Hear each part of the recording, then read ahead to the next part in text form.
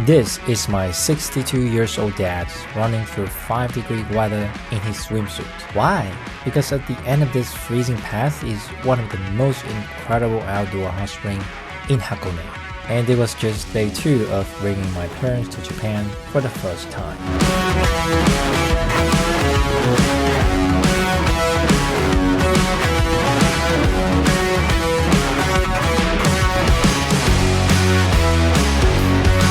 Hi, I'm Trunks. I'm a software engineer living here in Tokyo. In this channel, I share insights about life in Japan, travel discovery, daily life hack, and smart finance tip for expat. If that sounds valuable to you, consider subscribing and hit the like button on this video. So this was a special trip. My parents were visiting Japan for the first time and they stayed with us for 2 months. Last time we took them to Asakusa in kimono and enjoying fall foliage. This time, my wife and I want to show them one of the Japan's most iconic destination, Hakone. But here's the challenge. We were traveling with my dad, my mom, my wife, and our 1.5 years old son. Not exactly a easy travel combo. And we decided to go in late November during fall foliage season on a Friday. We thought that a weekday would help us avoid crowded, and actually it didn't really work that way. Now, if you're looking for deep explorations of Hakone with all the museum and hidden spot, I actually made another video covering my top 10 places to explore in Hakone with the best schedule for a solo traveler or couples. I'll link that up here. I highly recommend if you want the full Hakone experience. But this video, this is about how to do Hakone with a multi-generation group, the amazing hotel deal I found, some honest mistake I made with timing, and why my dad's cold run to that outdoor bath became the highlight of the trip. First thing first is transportation. If you're going to Hakone, you need the Hakone Free Pass, period.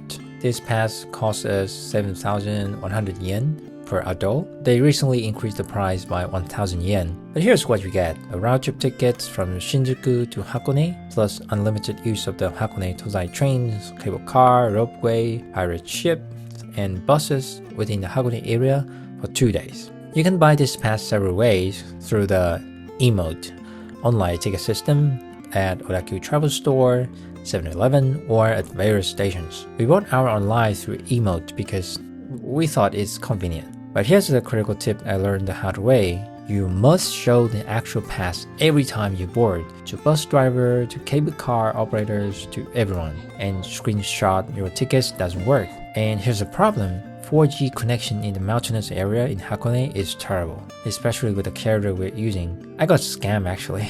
I'll share the maze navigating carrier provider in Japan in another video. Make sure to subscribe so that you can learn from my mistake. So anyway, we had some panic moment when the site wouldn't load and we couldn't show our digital pass. So my recommendation is, especially if you are traveling with elderly parents who might not be comfortable with smartphone tickets, just buy the physical pass at Shinjuku station before you go. Save yourself the stress. So here's how day 1 actually went. We left home at 7 a.m.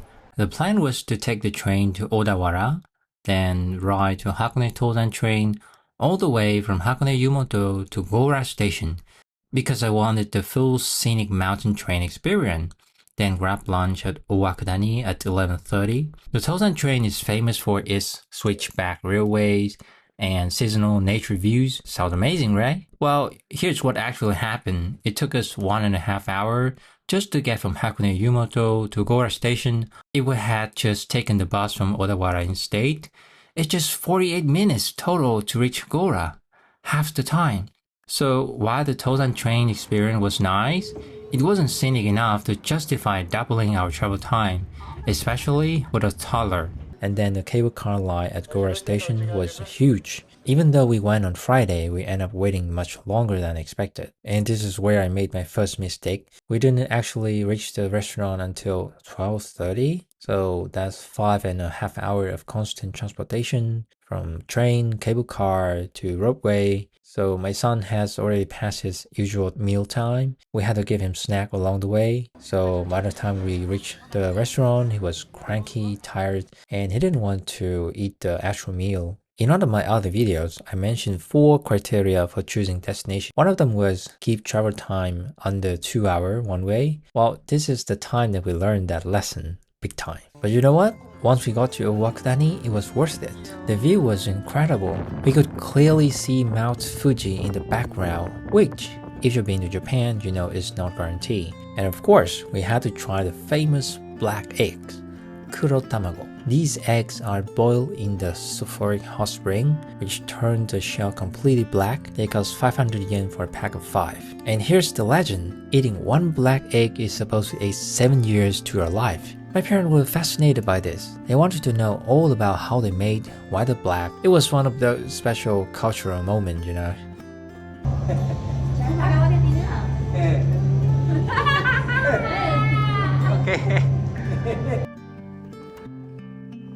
After lunch, we took the Hakone roadway down to Togendai port.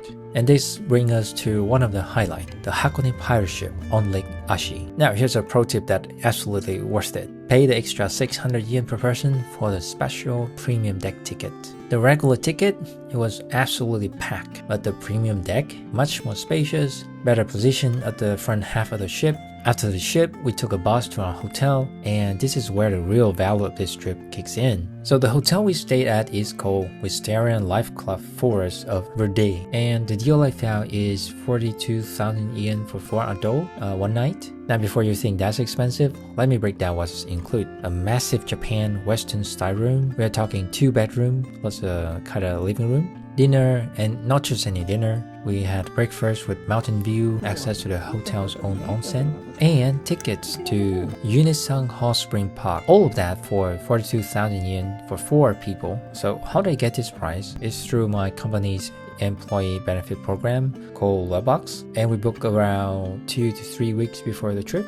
Now, if you're booking this hotel, avoid rooms that mark omakase, which means the hotel selects your room. I read the review from Google Maps saying this room can have a smoking smell because someone smoked inside previously. So always select the kinen or non-smoking options when booking. The hotel also has its own onsen. So there's 2 wings, east and west. Make sure to try the west wing bath.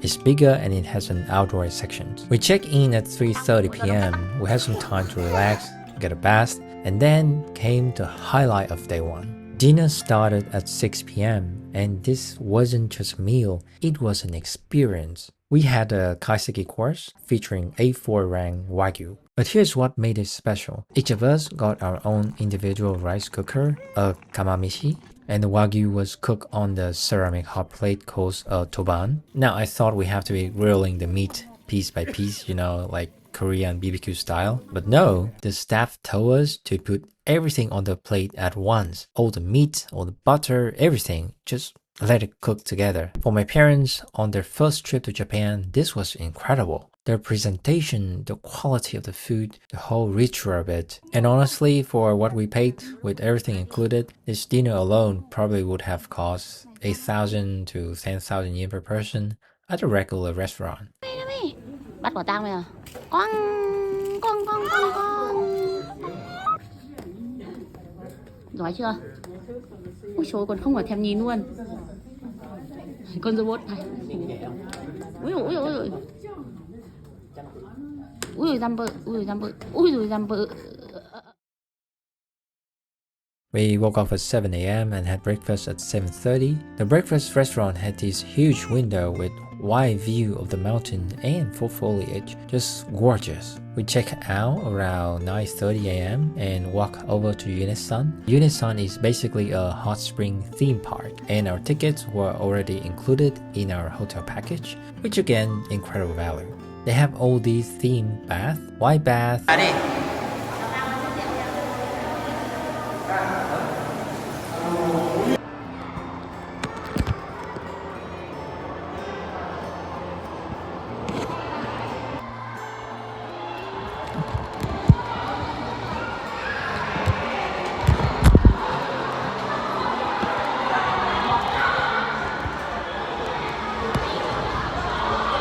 it's fun and different from a traditional onsen. Now for my son, remember he's still 1.5 years old and Yunessan was a little bit overwhelming at first. We tried the Dr. Fish pool where a little fish nibble your feet. He was terrified.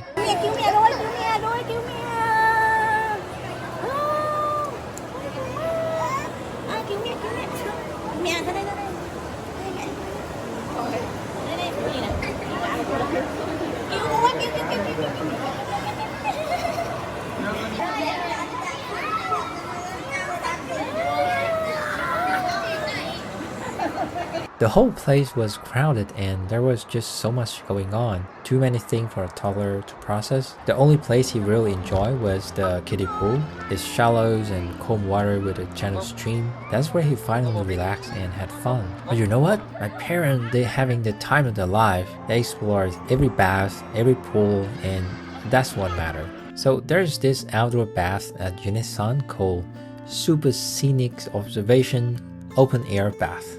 Well, that's a mouthful. It's 40 meters long with a wide view of the Hakone mountain. Absolutely stunning. But here's the catch. To get there, you have to leave the warm indoor area, go outside, and walk for around 2 to 3 minutes in the cold. And when I say cold, I mean it's 5 degrees Celsius, early winter morning cold, and you're in a swimsuit. You're coming from a warm, hot water. Well, most people took one look at that path and say, nope, not worth it. But my dad, without hesitation, he went for it. We run through that freezing cold and let me tell you, you feel alive. Your whole body is screaming at you. But then you reach this bath and it's completely worth it. The view of the mountain, the fall colors, the steam rising from the water against the cold air, you get why people love onsen culture.